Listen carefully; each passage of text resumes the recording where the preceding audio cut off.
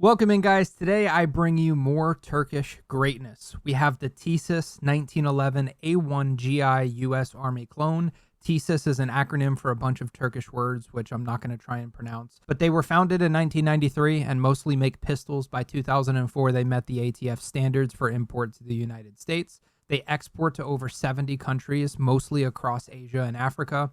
They've supplied pistols to the Turkish Army and Navy, Malaysian and Azerbaijani military, Filipino, and Brazilian police. They claim to be in compliance with NATO standards, but I can't find anything they have ever submitted for NATO testing. They've made a bunch of pistols you've never heard of, like the Zigana and the Faith 13.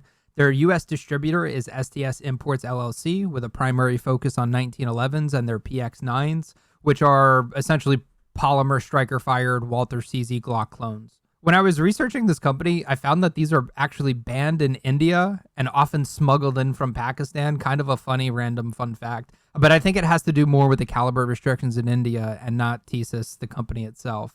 But a brief intermission. I've been trying to hold off on reviewing any 45s because 1,000-round tests cost over $500, not including the cost of the firearm. YouTube doesn't think I'm monetize worthy until I hit 4,000 watch hours. I try to keep videos short, sweet, and straight to the point while editing. I end up chopping off about 5 to 10 minutes of fluff in every single video I make. If you'd like to become an ammo supporter, you can become a Patreon member for as little as $4 per month. That's linked down below. Now let's get back to the video. There are two types of people in this world. The two world wars people and people who aren't American. I carry a 45 because they don't make a 46, brother. Everyone should have at least one 1911 in their collections, and now you have no excuse because you can pick up this USGI clone for $300. I've had this 1911 for many years. I've just been digging through the safe to see what's popular and on sale to review. I myself personally don't enjoy buying really expensive 1911s. I'm a competitive shooter, so I can rationalize an expensive 2011 over a 1911. I've owned a bunch of pricey 1911s in my lifetime, but I've never really had much of an attachment to them.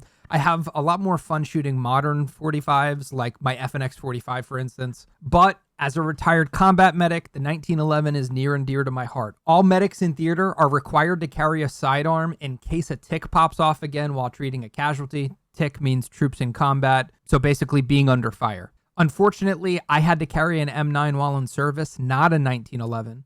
But historically, this pistol has served us well through World War II, Nam, Korea, and was retired in 1985 for the Big Army. However, some sections of SOCOM still use the M1911 to this day, but the A2 model. I wish I had my real World War II CMP Colt 1911 to compare for you guys in this video, but unfortunately, I had to sell it many years ago when bills stacked up. It's unfortunate, but that's life. Let's get into the features. It's a true John Moses Browning spec 1911 that works. It's actually a reproduction of Remington Rand's later World War II models that were produced between 1943 and 1945. However, it incorporates modern manufacturing techniques and materials, such as Series 70s internals for a crisp trigger pull.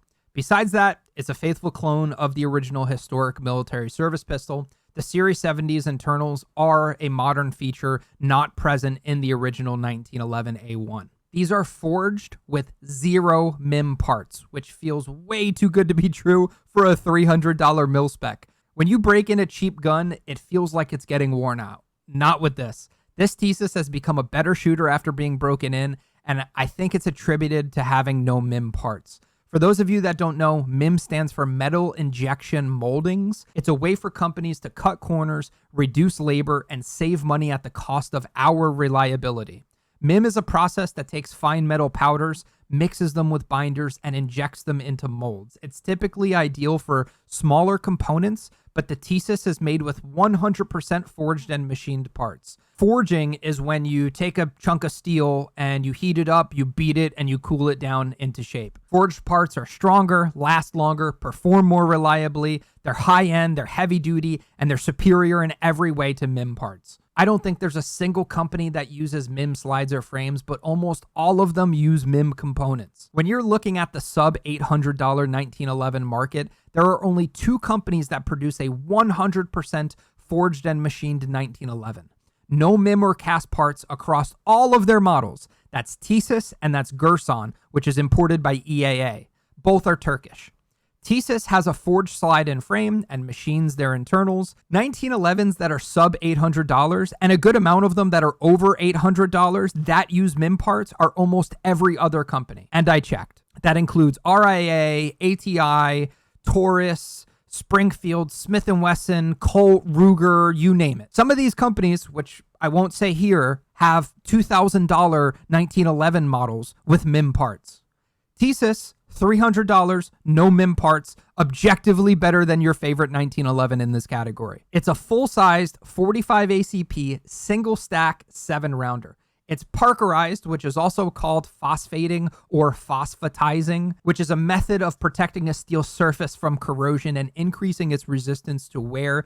It's an electrochemical phosphate conversion coating. For the layman, parkerization and phosphate are interchangeable terms. Parkerization is just a generic term which absolutely applies to phosphate coatings. There's more nuance to the topic, like whether or not there's zinc, manganese, or iron phosphating involved. Either way, the fit and finish on this is spot on. It has scallops in the frame, an A1 style grip safety and hammer, a short trigger.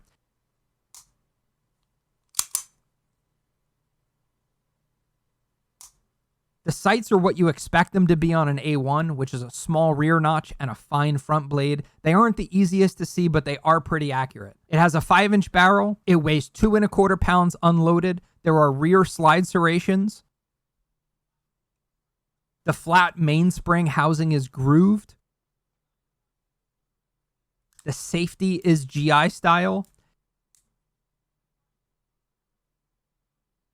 It has a Type E hammer, which is a specific wide spur hammer used on World War II 1911 pistols. It has a checkered mag release, trigger, and recoil spring plug. They did a great job hiding a lot of the import markings on this pistol to give it a clean look. A lot of times when you get these imports, there's just engravings all over the place. It comes with a nice hard carrying case, walnut checkered wood grips and plastic grips. I prefer the wood. It comes with a 1911 wrench and 2 Mech-Gar 7-round 1911 magazines, which Mech-Gar is considered the gold standard of magazines. It has a 1-year warranty and a lifetime service plan. Now, let's break it down. After breaking it down, you can see what I was talking about. 80 series 1911 have a firing pin safety. You can see that there's no plunger on the bottom side of the slide, indicating it's a 70 series. 80 series also have an arm that sticks up on the right side of the disconnector to hit that plunger in the slide. You'll notice that it's blank, again indicating that it's a 70 series. I myself prefer a 70 series because the trigger pull weight is just better. Series 80 internals were born out of anti-gun legislation and Colt's lawsuits, not necessarily improved performance. All of your custom high-end 1911s will be Series 70s internals. However, most of your carry 1911s will be Series 80s internals. It also has a short recoil spring guide rod in the front here.